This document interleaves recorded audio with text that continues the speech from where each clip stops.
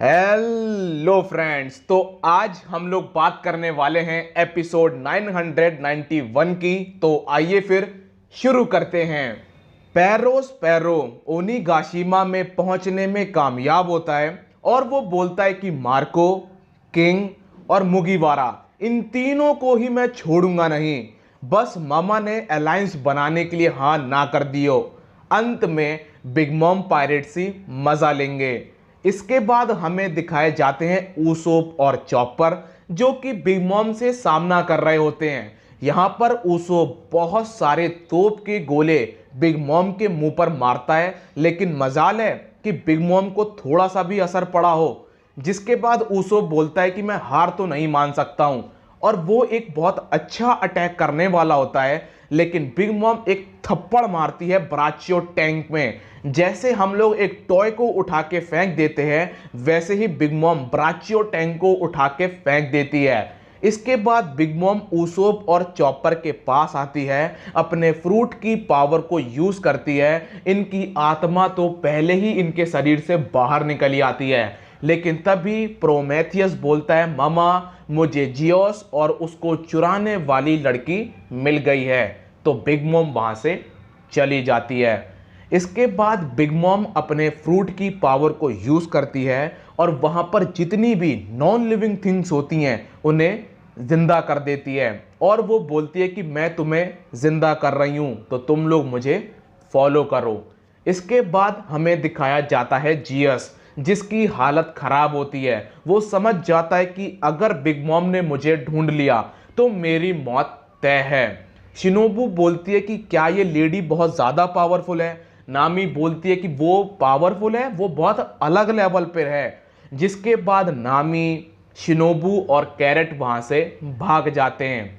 अब हमें दिखाए जाते हैं निको रोबिन और जिम्बे, जो कि बहुत आराम से अंदर घुसने में कामयाब होते हैं। वो लोग देखते हैं कि जो और समुराय हैं वो भी अंदर घुसने में कामयाब हुए हैं, लेकिन तभी क्वीन एक अनाउंसमेंट करता है कि हमारे जो शोगन ओरोची हैं वो एक स्पेशल इवेंट शुरू करने वाले हैं। और अब ओरोची बोलता है, सुनो सुनो सुनो मेरे भाइयों, मेरे बहनों, मेरे दोस्तों, ये देखो, ये है मोमोनोसुके, कुजुकी ओडिन का बेटा, जो कि हमें लगा था कि 20 साल पहले मर गया है, लेकिन ये जिंदा है और अब हम इसे इस जिंदगी से आजाद करने वाले हैं। हम इसको इसके पिताजी के पास भेजने वाले हैं।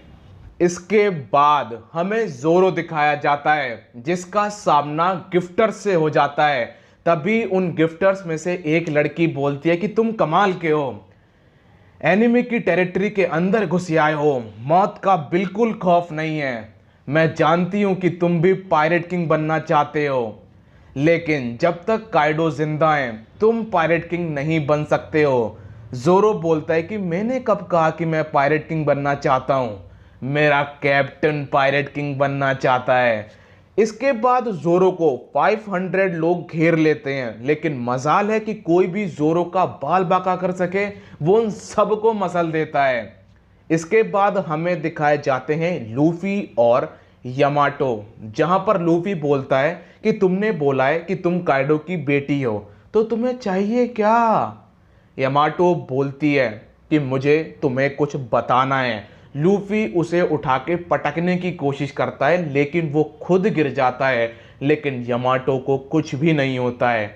इसके बाद हमें दिखाए जाते हैं उल्टी और पेज वन, जहां पर पेज वन तो ठीक होता है, लेकिन उल्टी की हालत खराब होती है, वो बेहोश हो गई होती है। लेकिन थोड़ी देर बाद ही वो होश में आती है, जहां पर पेज वन को पता पड़ता है कि लूफी और यमाटो ने चलना बंद कर दिया है, तो पेज वन उसके पीछे निकल जाता है। इसके बाद लूफी बोलता है कि मुझे तुमसे कोई बात नहीं करनी है, और वो उसके ऊपर हमला कर देता है। लूफी अपने सारे अटैक ट्राई कर लेता है, लेकिन यमाटो का कुछ भी नहीं बिगाड़ पाता है। वो बोलता है कि मैंने तुम्हें 5 सेकंड दिए। वो बोलती है कि हमारी बात हर कोई सुन रहा है, मुझे तुमसे प्राइवेट में बात करनी है। लेकिन लूफी कहाँ मानने वाला, तो वो कहता है कि टाइम नहीं है तुम्हारे पास। फिर वो अपना रेड हॉक अटैक यूज करता है। यमाटो जब रेड हॉक अटैक को देखती है तो वो पहले थोड़ा सा झिझक जाती है, फिर वो बोलती है कि ये अटैक मुझे किसी की याद दिलाता है।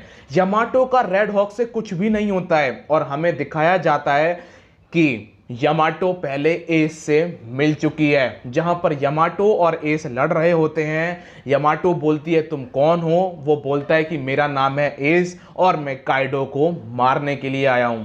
यहीं पर एपिसोड खत्म हो जाता है। अब बात कर लेता हूं दोस्तों ये एपिसोड कैसा था। देखो ये एपिसोड ठीक ठाक था, मतलब कि ठीक ठाक नॉर्मल, क्योंकि ज़्यादा कुछ खास एलिमेंट्स नहीं थे इस एपिसोड में, ना ही किसी की बैटल थी ना ही कुछ, क्योंकि मुझे सही बताऊं तो बैटल देखने में ज़्यादा मज़ा आता है। और बात कर लें इन्फॉर्मेशन की तो एपिसोड में कुछ खास इन्फॉर्मेशन भी नहीं थी कि जो हमारे लिए बहुत इंपॉर्टेंट हो। मतलब बस यामाटो और एस पहले मिल चुके हैं, इस बात को अगर आप हटा दो तो अगर आप एपिसोड नहीं भी देखते हो तब भी मेरे ख्याल से आपका काम चल जाएगा, क्योंकि इतना कुछ खास नहीं था, मेरे नज़र में तो नहीं था।